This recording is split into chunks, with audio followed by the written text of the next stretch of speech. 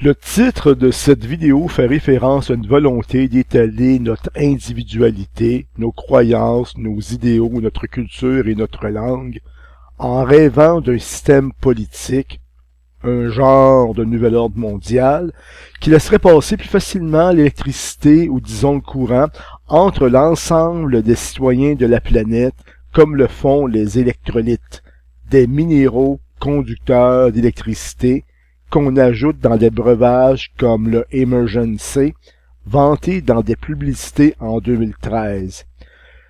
Sauf qu'ici, je traite d'une société d'imbéciles ou encore d'une idiocratie. La principale raison pour laquelle j'en arrive là est la campagne électorale du Québec de 2014. Elle se résume à un mépris du changement, comme si le Québec était plus que jamais lié au Canada et à sa constitution qui ne donne aucun droit au peuple, sans avoir la capacité de mesurer les risques et les conséquences pour son avenir. Rien de très assurant pour le Québec, puisque dès sa fondation en 1867, le Canada s'en est pris à des groupes minoritaires qui revendiquaient des changements. Ainsi, le premier des premiers ministres du Canada, John Alexander Macdonald, a décidé d'envoyer l'armée pour répondre au soulèvement de métis de la Rivière-Rouge dirigé par Louis Riel. Des gens qui voyaient leur territoire et droits charcutés par le Canada. Le premier ministre Robert Lord Borden, de son côté, a envoyé l'armée le 1er avril 1918 pour sévir contre des manifestants du Québec qui s'opposaient à la conscription, provoquant ainsi le décès de 4 manifestants et des blessures chez 70 autres.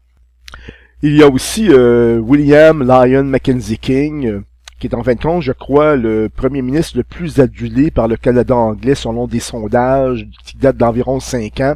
Bon, ce dernier s'est opposé à l'immigration de Juifs qui fuyaient le régime de Adolf Hitler, un homme que Mackenzie admirait. Bon, je pourrais continuer à étaler des exemples jusqu'à l'actuel premier ministre Stephen Harper, mais le manque de temps m'oblige à traiter cette fois des États-Unis. Je vais peut-être en surprendre quelques-uns, mais contrairement au Canada, ce pays est né d'un désir de changement. Pour y arriver, les armées anglaises sont repoussées par les patriotes indépendantistes, d'où émergent les pères fondateurs des États-Unis. Je pense ici à Benjamin Franklin, un imprimeur, éditeur, écrivain, naturaliste et inventeur, et aussi Thomas Jefferson, un philosophe, agronome, inventeur, architecte et un des rédacteurs d'une partie de la Déclaration d'indépendance signée le 4 juillet 1776. Bon, on connaît l'histoire, par la suite se forge une constitution qui donne des droits aux Américains. Revenons au Canada. Cette sécession inspire la création des Patriotes du Bas-Canada où se retrouvent Louis-Joseph Papineau et François-Marie Thomas de Lorimier. Je vous les présente. Papineau est un avocat qui fut président de la Chambre d'Assemblée du Bas-Canada durant 22 ans. Le chef du parti patriote est celui qui permit aux Juifs de tenir des registres civils dans le pays et d'accéder aux fonctions publiques, une loi qui fut un précédent dans l'histoire de l'Empire britannique. Mais encore, il s'oppose aux réformes constitutionnelles britanniques. Donc, le monsieur en question n'est vraiment pas un loyaliste, rien à voir avec les politiciens canadiens qui nous encerclent. Pour ce qui est de Lorimier, il est un des chefs des Patriotes, celui qui condamne vivement les politiques arbitraires et despotiques de l'Angleterre. Malheureusement, la volonté de changement semble déjà bannie avant même la création du Canada. Ainsi, pendant qu'aux États-Unis, les patriotes et indépendantistes sont devenus des héros nationaux, plus au nord, la tête à Papineau fut mise à prix, le forçant à s'exiler aux États-Unis et en France, alors que Delormier fut pendu dans la prison du Pied-de-Courant de Montréal le 15 février 1839. Bon, c'est le passé. Revenons à notre époque. En 2014, alors qu'il est impensable qu'un Américain puisse critiquer les patriotes de la Révolution d'indépendance, au Canada, parler de liberté et d'indépendance indispose de nombreux politiciens. Une impression que rien n'a changé depuis 1867, que des politiciens sont toujours en poste pour protéger le fédéralisme canadien en s'opposant à toute forme de changement et de revendication. Une impression que nos Denis Coderre, Thomas Mulcair, Stephen Harper, Justin Trudeau, Philippe Couillard et François Legault, pour ne nommer que ces gens, auraient lutté contre les patriotes américains du 18e siècle afin de protéger les intérêts de l'Empire britannique. Je peux accepter l'idée que le confort du statu quo puisse se préserver par la peur congénitale du changement, à la condition que nous puissions méditer sur les effets à long terme du refus de tout ce qui ne cadre pas avec les intérêts loyalistes. En fait, je n'invente rien en affirmant que le refus congénital du changement s'accorde avec une fermeture d'esprit qui nous mène vers une société de tarés qui s'indispose de la présence de gens qui font résistance au courant qui doit traverser d'un citoyen à l'autre pour alimenter le nationalisme canadien autour d'une unicité, d'une union, si vous aimez mieux. Mais encore, lorsque nous observons ces gens, il est difficile d'associer leur réaction à une société équilibrée. Au contraire, j'ai plus l'impression que le fédéralisme canadien me fait franchir des étapes qui me mènent vers une idiocratie. Pour le souligner, un nombre impressionnant de gens qui méprisent les défenseurs de la Charte des valeurs, de la langue française, de la tenue d'un référendum, ou encore qui ont un peu de problème avec un milliardaire de droite qui se prononce pour la souveraineté du Québec en levant le poing, alors que généralement, ils le font pour défendre le Canada.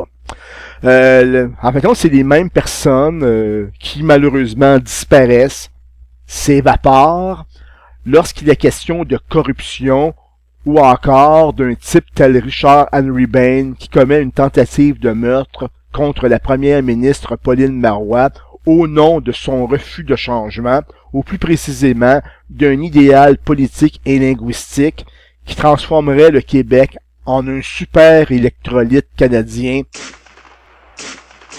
Tout ça pour enfin découvrir que le candidat idéal au poste de premier ministre du Québec serait celui qui réussit à dénigrer le sens des mots, à transformer la charte des valeurs québécoises en une lutte contre la liberté, les référendums à de la chicane et à des divisions, les journalistes d'enquête à des fauteurs de troubles. Car refuser le changement, c'est aussi accepter de le transformer en un acte négatif. Revenons aux électrolytes.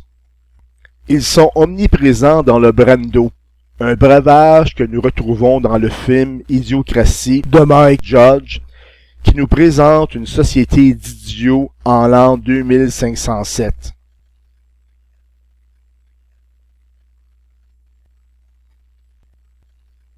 Pour la dernière fois, je vous répète qu'irriguer les sols avec du Brando, ça détruit les récoltes. Mais les plantes ont besoin de Brando, c'est plein d'électrolytes. Attends une minute. Ce que t'es en train de dire, c'est que tu aimerais qu'on mette de la flotte sur toutes les semences. Tout à fait. De l'eau? Comme dans les toilettes? Non, elle ne doit pas obligatoirement venir des toilettes, mais oui, c'est ça l'idée. Mais Brando, il n'y a pas mieux pour les récoltes. C'est plein d'électrolytes. D'accord, écoutez. Les plantes ne poussent pas. Alors je suis certain que le problème vient de Brando. Je ne suis pas botaniste, mais ce que je sais, c'est que si vous mettez de l'eau sur une plante, elle va pousser. Bah moi j'ai jamais vu aucune plante pousser dans les toilettes. Eh, c'est drôle, t'es sûr que c'est pas toi le plus intelligent du monde? Ouais. Une seconde, vous voulez résoudre ce problème et je veux la grâce présidentielle. Alors pourquoi on n'essayerait pas avec de l'eau et oublier de quoi les plantes ont besoin? Les plantes ont besoin de Brando, c'est évident. Ils sont débiles. Ouais, c'est plein d'électrolytes. C'est quoi les électrolytes? Vous le savez ou non? C'est le produit avec lequel on fait du Brando. Oui, mais pourquoi ils utilisent ça pour faire du Brando? Parce que Brando est plein d'électrolytes. Nous avons tous la liberté d'interchanger les mots Brando et électrolyte avec Canada et fédéralisme. Pourquoi le Canada? Ben, parce qu'il contient du fédéralisme. Mais c'est quoi du fédéralisme? Ben, c'est ce que nous retrouvons dans le Canada. Nous pouvons même le faire en imaginant que les personnages du film seraient des politiciens connus, bien en vue, bien placés, bien positionnés. Bien sûr, on a aussi la liberté de nous désaltérer avec du Brando, voire arroser nos plantes avec ce breuvage plein d'électrolytes. Personne ne va critiquer notre savoir-faire ou encore se désoler de la mort de nos plants de tomates. On nous dira simplement qu'on peut acheter des tomates dans un marché, car l'important est de faire rouler l'économie sans questionner notre gestion de la vie. On est libre de tout faire, pourvu qu'on consomme. Par contre, dès le moment où nous refusons de donner de l'eau à celui qui veut calmer sa soif ou arroser son potager, nous devenons des idiots. Pour moi, l'eau symbolise la vérité, le droit de s'abreuver à la source du savoir. Non seulement j'ai l'impression que la campagne électorale de 2014 m'a refusé ce droit, mais elle l'a fait principalement au nom de l'argent, en oubliant le reste, dont cette promotion évidente d'un capitalisme extrême qui repose sur un contrôle des ressources pour le mieux-être de seigneurs qui rêvent d'une société d'esclaves terrorisés. Faire peur aux esclaves. N'est-ce pas ce que traduit le discours des fédéralistes qui s'opposent au changement depuis trop longtemps? Est-ce qu'on doit se surprendre?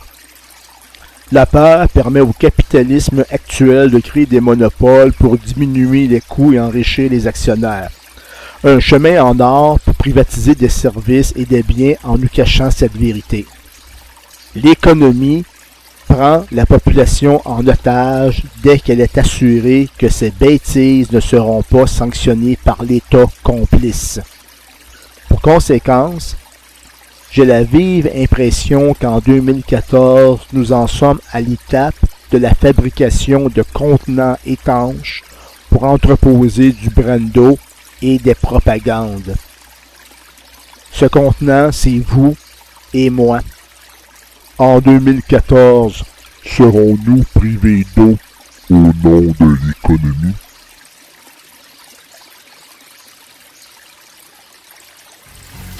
Brando, le flingueur de soif, avait fini par remplacer l'eau dans pratiquement tous les domaines. L'eau, l'élément fondamental de toute forme de vie, était devenue une menace pour les marges de profit de Brando. La solution fut trouvée pendant la crise budgétaire de 2330, lorsque Brando racheta tout bonnement le ministère de l'Agriculture et celui de la Communication, ce qui leur permit de contrôler l'alimentation de la population du producteur au consommateur. Joe n'était pas conscient de cet état de fait, mais il repéra un problème qu'il allait sans doute pouvoir résoudre. Écoutez,